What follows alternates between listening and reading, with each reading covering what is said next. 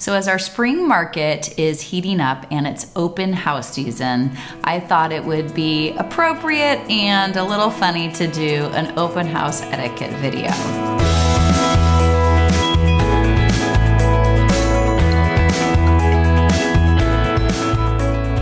Hi there, Alana Corso, managing broker, co-founding partner of Dwell Realtors. You'd think it wouldn't be necessary to do it, but actually it is. After hosting hundreds of open houses, most of this is based upon my own anecdotal experience. So first of all, it all comes down to being a gracious guest. So whether the home is owner occupied or a vacant property, you're a guest and you really should approach the home that way and treat it with the respect you would to one of your own friends or family members' home. Second tip.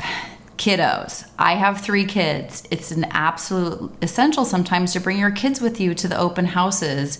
And a lot of the time when I'm touring homes with my clients and they have kids, I hang with the kids so that the parents can really truly look at the house closely. It may not always be a possibility for the adults with their kids to have extra help watching their kids. So the parents have to keep an eye on their kids.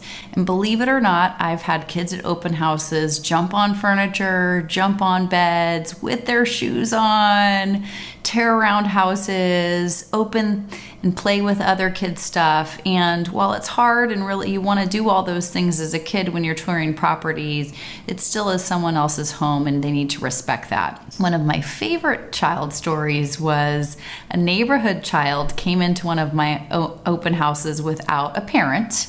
That child had a popsicle because it was a hot day. And while I do love popsicles, I do not love dripping popsicles in the middle of my open house for a home that is spick and span.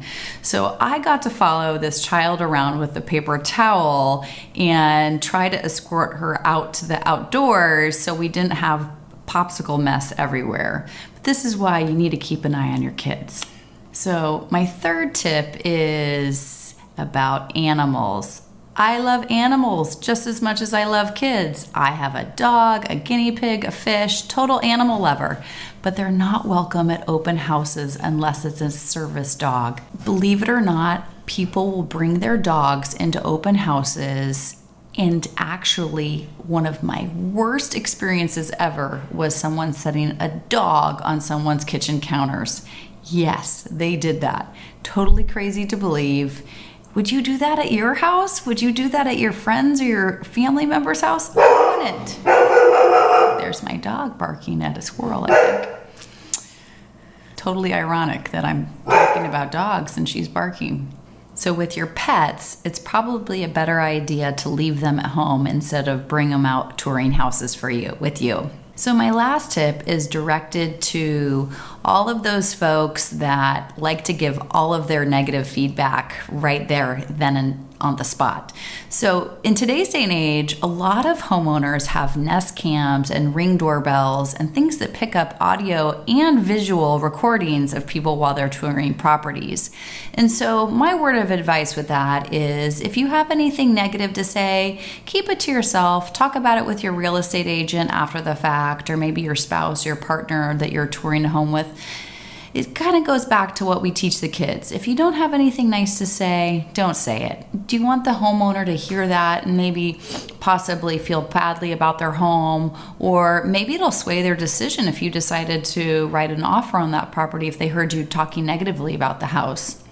Coincidentally, a lot of the times it's neighbors who can be really negative about certain things in a house. I recently hosted an open house where a neighbor was complaining about having hardwood floors in the kitchen. And it's like, hardwood floors in the kitchen is so subjective. A lot of people love it. I personally love it myself. And the neighbor went on and on and on about it, about how she didn't like it. Unfortunately, that could dissuade somebody else's opinion or subjective value about that house. You don't want to skew them. Let everybody come up with their own opinion and decide on their own terms. Don't be a negative Nelly in the house. So it all comes down to, like I said in the very beginning of the video, being a gracious guest. Have fun touring houses, don't take it so seriously, and be a gracious guest. If you've ever had any funny open house stories, I'd love to hear them. Drop them in a comment below, and I look forward to seeing you and talking with you next week.